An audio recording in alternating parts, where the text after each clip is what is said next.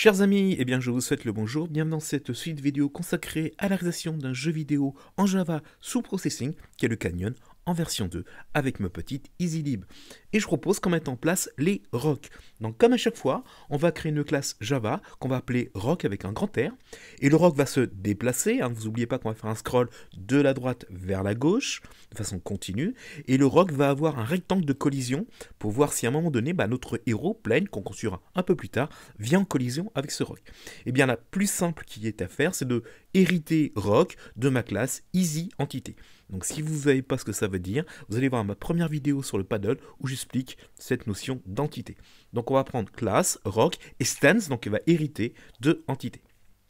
Il y a deux types de rock. Il y a des rocks de type haut et des rocks de type bas. On va différencier ces deux types de rock dans des variables que contient rock, donc des statiques, de final in, donc des constantes statiques que contiendra rock, d'accord? Donc rock, l'objet principal, l'objet mère, ou l'objet père, de tous nos futurs rock. Donc l'objet rock possède de façon interne deux constantes. Une constante rock type top, on lui met une valeur, peu importe, mais j'ai mis 100, vous pouvez mettre n'importe quelle valeur. Et un rock type bottom, une autre valeur, 200. Donc quand on voudra construire un rock de type haut, on appellera le rock type top. Et quand on voudra construire un rock de type bas, on mettra un rock type bottom. Ok les amis? Bien.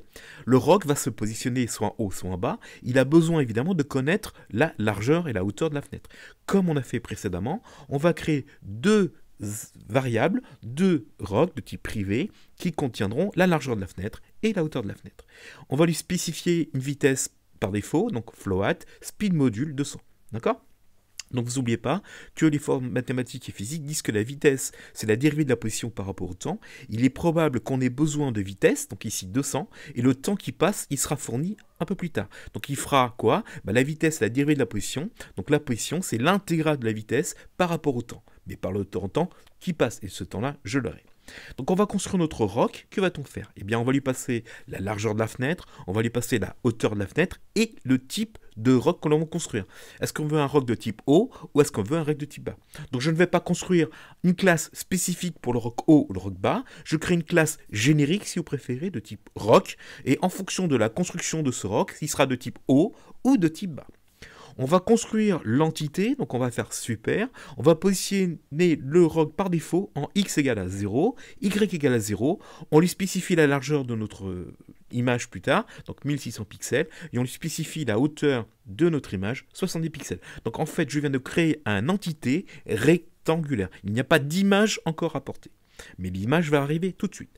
On va mémoriser dans des variables internes à rock la largeur et la hauteur de la fenêtre, comme on a fait précédemment. Et maintenant, on va fixer cette image. Donc, dans Entité, il y a une méthode qui s'appelle setImage. Cette méthode a pour fonction de fixer l'image que l'on veut à notre entité. Donc, qu'est-ce qu'on fait? On va recevoir un type. Donc, soit on va recevoir un type rock type top ou rock type bottom. On n'a que ces deux cas. Eh bien, en fonction du type qu'on reçoit, on fait un switch case. Et en fonction du case, donc soit un rock de type up, soit un rock de type bas, eh bien, on va choisir l'image. Mais qui contient les images? L'asset manager. Donc, si c'est un type top, qu'est-ce que je fais? Je mets cette image. Donc, cette méthode va fixer l'image au niveau sprite ici. Donc, je dis asset manager, s'il te plaît, donne-moi l'image. Donc, get image qui a pour étiquette rock underscore up. Eh bien, de fait, à ce moment-là, votre image sera fixée dans votre rock. Je le positionne en haut par rapport à Y, set top c'est par rapport à Y à 0. Je positionne un set left par rapport à X à 0. Donc mon rock de type haut se situe en haut à gauche de mon écran. D'accord? Et je lui donne la vitesse selon les axes X, faisant set speed, grand X, je lui spécifie moins speed module. N'oubliez pas qu'on fait un scroll vers les X négatifs, donc la vitesse doit être négative. Et on sort. Maintenant, spécifions qu'on a un rock de type bottom. Eh bien, on va faire la même chose. On va dire set image, asset manager, donne-moi l'image, donc get image, du rock type down. Eh bien, on aura maintenant une image de type rock down.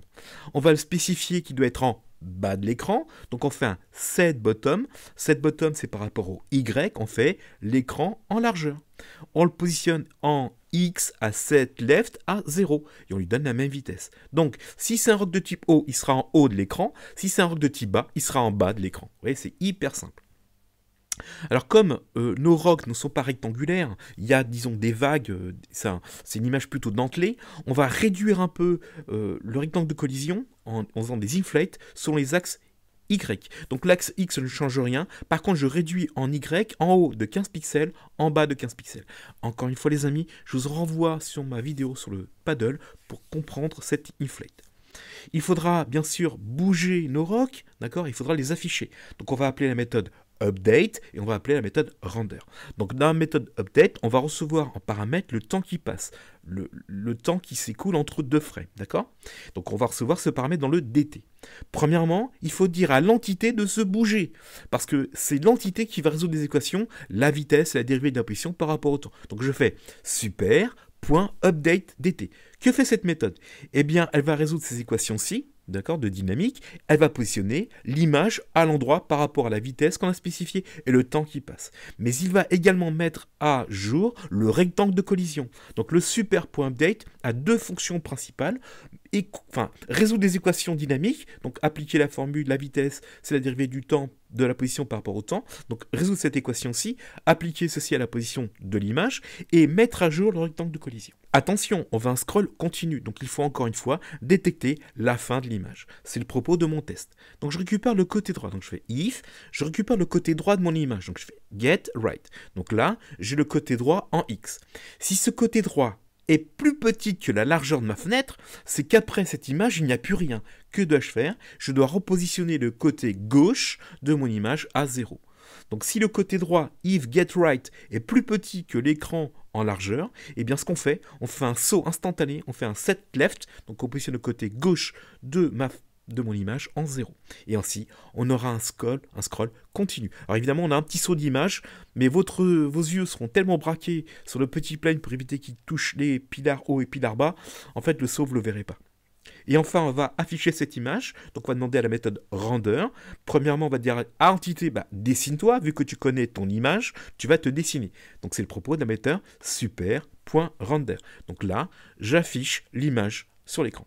Et je vais faire aussi afficher le rectangle de collision pour voir si il faut que j'en fasse encore plus d'inflate ou pas. Donc, je fais super. C'est la méthode que contient entité, donc je parle à entité, super c'est entité, dessine ton rectangle de collision, ça veut dire. Donc ici je dis entité, dessine-toi à l'écran, super.render, et maintenant je fais entité, dessine également ton rectangle de collision, je fais un render debug.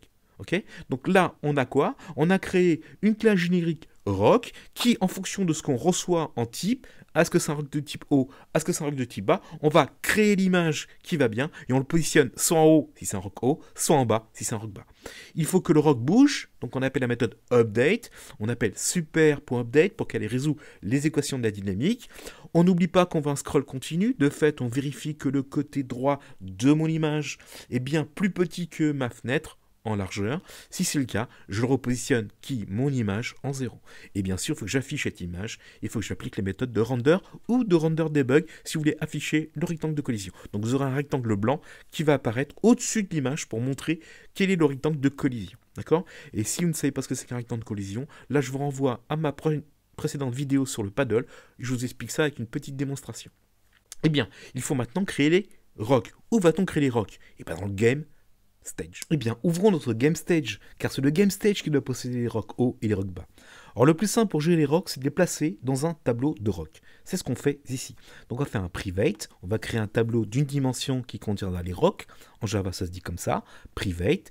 Vous spécifiez le contenu de votre tableau, c'est un tableau qui contient des rocks. Donc, je fais rock avec un grand R, crochet ouvert, crochet fermé. Je crée un tableau d'une dimension. Et vous donne un nom, je l'appelle tab rocks. Pour l'instant, adresse nulle. On n'a pas créé notre tableau, on a juste référencé au tableau. On va créer le tableau dans le constructeur du GameStage. Je fais mon tab rocks, c'est un nouveau tableau qui contient 2 rocks. Voilà ce qu'il faut dire en Java. Eh bien, en Java, ça se dit sous la forme de new, donc nouveau. Vous lui spécifiez que c'est des tableaux de rock, donc rock avec un grand R, et entre crochets, le nombre de rocks qu'il y aura dans votre tableau. Eh bien, il y aura 2 rocks, un rock de type haut, un rock de type bas. Mais pour l'instant, il n'y a pas de rock. Il y a un tableau qui est prêt à recevoir 2 futurs rocks. Donc maintenant, on va remplir ce tableau. Donc je fais tab à l'indice 0, donc je fais tab rocks à l'indice 0, c'est un new rock, c'est un nouveau rock. Vous lui passez la largeur de la fenêtre, évidemment, vous lui spécifiez la hauteur de la fenêtre, et maintenant, il faut aller récupérer dans rock la constante de classe qui est rock type top. Donc je fais rock, point, rock type top, je spécifie que c'est un rock de type O en utilisant la constante de classe rock type top. Donc en indice 0 de mon tableau, je viens de placer un rock de type O et par construction du rock, il sera en haut de l'écran. D'accord? De même, à l'indice 1 de mon tableau, je fais maintenant un new rock. Je lui donne bien sûr la largeur de la fenêtre encore une fois, la hauteur de la fenêtre une deuxième fois, et je lui dis maintenant, non, je veux que tu construises maintenant un rock. Donc je vais prendre la classe rock. Dans cette classe rock, il y a une constante qui s'appelle rock type bottom. Eh bien, je construis un rock de type bas. Donc vous voyez, c'est pas difficile. On crée d'abord le tableau, pensez à créer le tableau avant de le remplir. On crée un tableau en spécifiant le nombre d'éléments qu'il y aura à l'intérieur de ce tableau et quel est le type d'éléments. Ici, c'est un tableau à une dimension qui contiendra 2 rocks. Un rock de type O en 0, un rock de type bas en 1. Attention, les indices du tableau commencent à l'indice 0. Comment j'ai commencé? Il faut maintenant dire au rock de bouger et au rock de s'afficher. Donc c'est le propos de la méthode update et render. Donc le game stage va recevoir du stage manager le dt, le temps qui passe entre deux frames. Il est obtenu ici par dt. On va faire un for en Java pour itérer le tableau et dire à chaque contenu de votre tableau, eh bien bouge. On fait ça en Java, on fait un for. Vous spécifiez en dernier argument, après les 2 petits points, le tableau sur lequel vous allez travailler. Je vais travailler sur le tableau tab rocks. Il faut lui spécifier en tout début quelle est la variable, quel est le type de variable qu'il y a à l'intérieur. C'est un tableau de type rock. Et il a besoin de mettre cette variable dans une référence. On l'appelle item, vous l'appelez A, B, petit rock, toto, tata, peu importe. Donc on va faire un for, on stipule que c'est des rocks qu'on va rencontrer. Cette variable, il va la mettre dans une référence qui s'appelle item, et on itère le tableau entre 2 petits points, bien sûr, n'oubliez pas 2 petits points, et on va itérer le tableau de rocks. Donc il va itérer, donc il va prendre l'indice 0, puis l'indice 1. À chaque fois qu'il rencontre un bloc, il va le mettre dans le item, dans la référence item. Et bien il suffit de dire à item à l'instant t, bouge, en faisant item.update.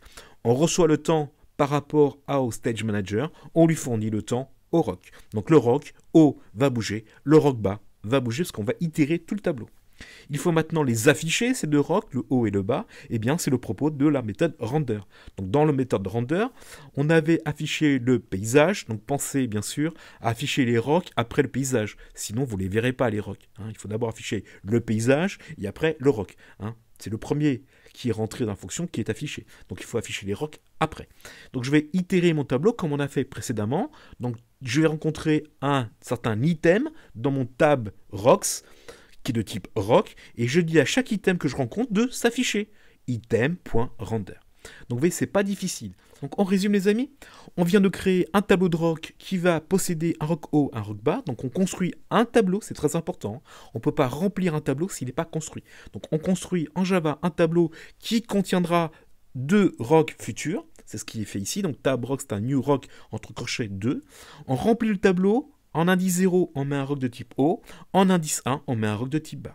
Maintenant, ces 2 tableaux existent dans votre tableau de rock. Il faut maintenant les afficher et les faire bouger. Donc, dans la méthode update, on itère le tableau. Et pour chaque item de votre tableau, vous lui dites update. Donc, il va bouger par rapport au temps. N'oubliez pas de passer le temps qui passe. Et dans la méthode render, on va afficher ces 2 rocks. On itère encore une fois le tableau. Et chaque item de votre tableau, on lui demande de s'afficher. D'accord? Eh bien, lançons la chose. On doit toujours avoir un paysage qui scrolle de la droite vers la gauche de manière continue. Mais cette fois, on va avoir un rock de type haut, un rock de type bas qui scrolle également de la droite vers la gauche. Et vous allez voir un rectangle blanc, c'est le fameux rectangle de collision. C'est parti. On fait run. Et vous avez bien un paysage qui scrolle de la droite vers la gauche, et vous avez en haut un rock de type haut, en bas un rock de type bas, qui également sont en train de scroller. Et si vous faites attention, à un moment donné, vous avez un petit saut d'image, et bien c'est le retour en 0. Et vous avez ici le rectangle de collision. D'accord? Alors, le souci, c'est que l'image qu'on a, elle n'est pas tout à fait rectangulaire.